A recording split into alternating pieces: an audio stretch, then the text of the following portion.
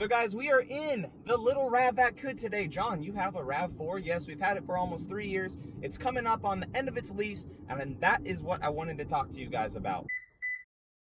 So we're going to the dealership right now, guys. This little car has 31,000 miles on it. It's going in for its 30K service, and I'm gonna be looking at cars. Now, the whole goal, if you guys are new to the channel, I bought a 2006 Tundra.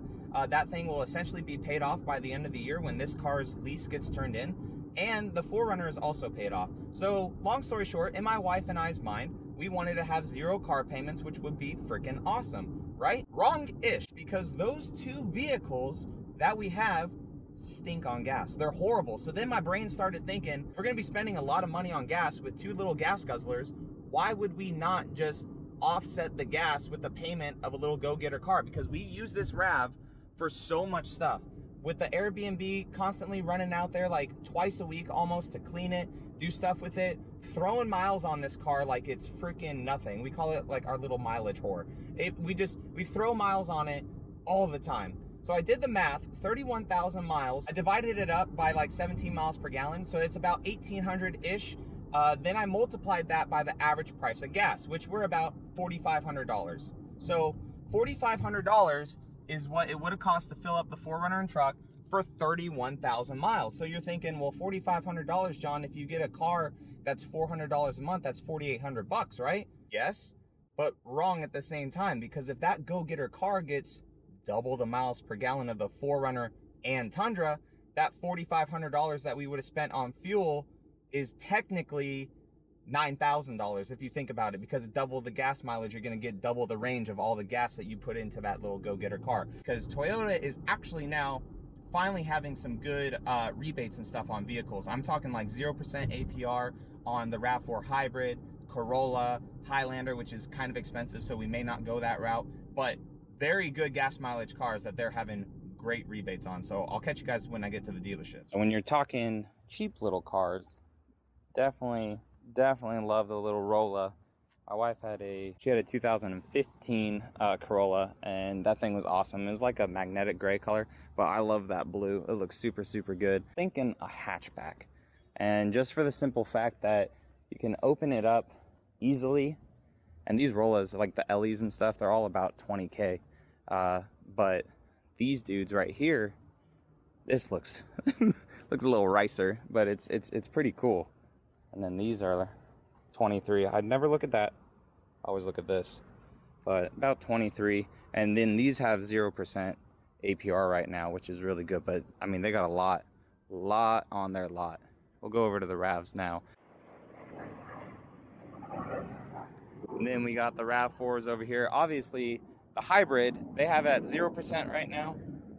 But the Hybrid Rav would be sweet because, I mean, this thing would get killer gas mileage. And I like the two-tone with the roof and the paint itself on this particular model. But apparently the hybrids have electric assisted motors for the wheels, so it actually hauls butt, which is pretty cool. So it's not just like a little Rav that just has a hybrid motor. It's essentially the technology that Toyota is trying to go to with hybrid assisted vehicles, like a lot of, you know, supercars and stuff have. It's not just a hybrid motor that's just a battery. It actually helps propel the vehicle forward. But I mean, you're talking 36 for it, but you're getting 41 in the city and 38 on the highway, because I believe this has an 8-speed transmission. But coming down to the more affordable Ravs, and probably where we would be the Ellies at about 27K, and these have like 1.9% APR, so it's about $17 for every $1,000 that you finance. So this would still be, unfortunately, more expensive than like $200 a month, but I mean, it would save a ton of gas and money, and I honestly do like the looks. Yeah, if we stick with Toyota for like a brand new car, I'm in between the Rav and the Rolla, basically. But the Rav would be a lot more functional for a lot of stuff in the future. So I do want to know what you guys think about it. They do have a lunar rock over here, and we're gonna go look at that. I don't know what this bold blue color is, but holy crap, that is freaking bright. This looks cool. This is an LE, it looks like. Yeah, LE, and blue flame is the color of this. This actually looks really, really cool. I do like this.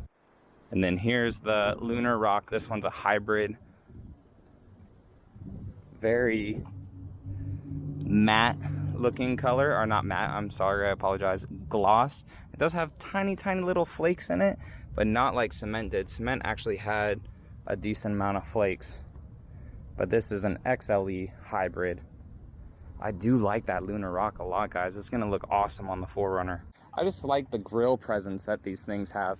It looks very cool. It's definitely the way that Toyota's going. I mean, the 4Runner's had that grille for a while, but the grille that this has, the Avalon has, the Corolla, like they all have that arching figure with the big Toyota emblem. So rest assured that the next gen 4Runner is gonna have something similar in effect to that look, but it looks really good. Well, and the RAV is done, guys. Did not take that long. No freaking oil. I love my service advisor here. He's freaking awesome. John, why don't you do your own oil? Because it's free if I take it here with this thing. However, good information today. I got sniped by a salesman to talk about numbers and stuff. Of course, they'll take the RAV and pay it off and all the stuff that they say, right? These cars are a lot more expensive than I thought. So a RAV, new one, just LE, essentially like this.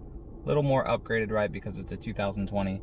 Probably around the same price as this car, probably $350 to $400 a month to purchase, which is actually better than a lease. But if we do get it cheaper, then we could lease it. However, then I'm kind of quote unquote stuck with it. But we'll see. Definitely leaning towards a RAV just because of more room in it. But let me know again, guys, what you guys think down in the comments. If you're new around here, please subscribe for this crazy journey of a freckled guy in a Toyota dealership looking at cars for some reason. If you guys are returning subscribers, I appreciate it for the support as always, and I will catch you guys in the next video. All right, see you later.